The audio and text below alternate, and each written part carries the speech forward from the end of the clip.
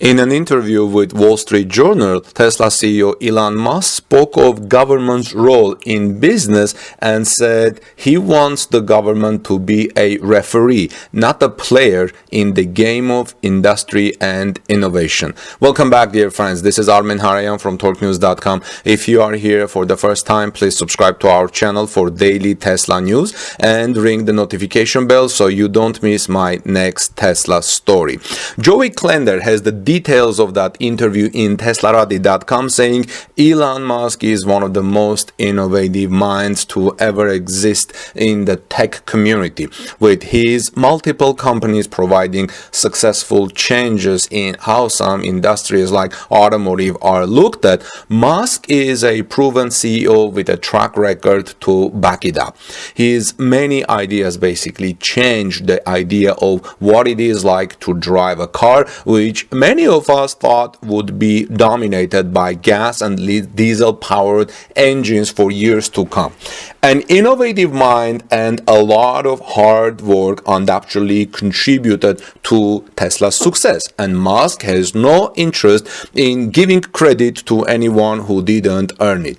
With the election coming to a close and new presidential campaign being selected to run the United States for the next 4 years, Musk was recently asked during an interview with the Wall Street Journal whether President-elect Joe Biden's plans to spend big on industry and innovation were a good thing.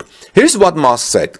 Musk doesn't seem to have a problem with the idea, but he is vocal about the fact that the government should do more regulating than contributing.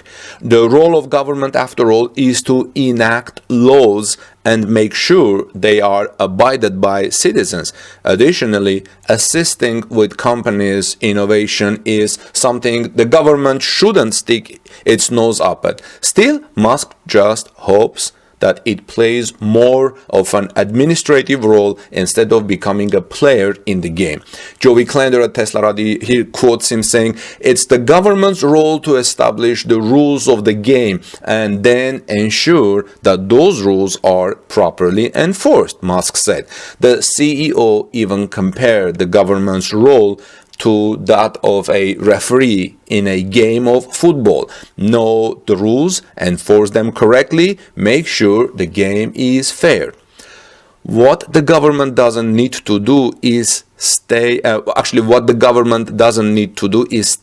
of the way of the big companies who are working to innovate the processes of daily life to benefit them and their objectives. I think when the government doesn't do a great job is when they want not to just be a referee on the field, they want to be a player on the field. This does not end up in a good situation. That was a quote from Musk.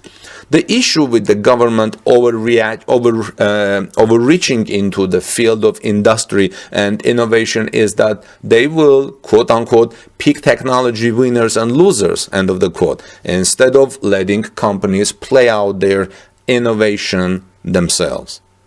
This could lead to small companies being undermined even if they have ideas or technology that larger companies don't have access to. This scenario, if government was overly involved in tech and innovation, could have crippled Tesla's efforts when the company was just starting to churn out vehicles in 2008, concludes Klender in Teslarati.com. Even though Tesla had established itself as a player in electric vehicles, it was a small, relatively unknown company that faced massive problems due to lack of funds, nearly shutting its doors after issues with the original Roadster. Tesla somehow overcame the adversity and received more investor money. Now, imagine if the government would have been a player instead of a referee in the scenario. Here's what Joey Klender says. It would have likely given a large financial assistance package to a well-developed, large-scale automaker like Ford or General Motors to develop electric vehicles. Instead, it stayed out of the innovation portion of the equation and let the players decide the game for themselves. Tesla ended up becoming the leader in electric vehicles, while GM and Ford are failing to catch up.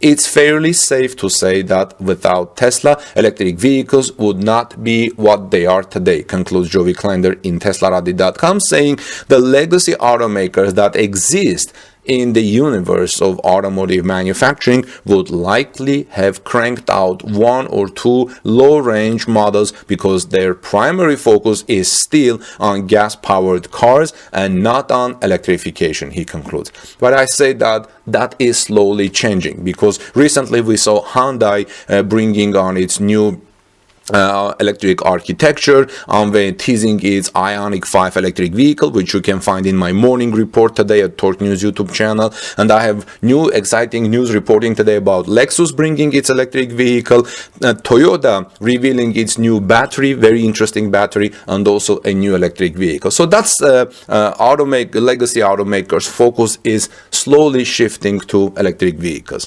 This whole picture perfectly aligns with how Tesla's story has played out thus far. It is fairly obvious that the government in 2008 would have sided with a company with proven infrastructure and not some company who had a shot in the dark to change the entire framework of vehicle manufacturing. This is where Elon Musk made his next point. Make the rules that incentivize the outcome, not the path. And I agree with this.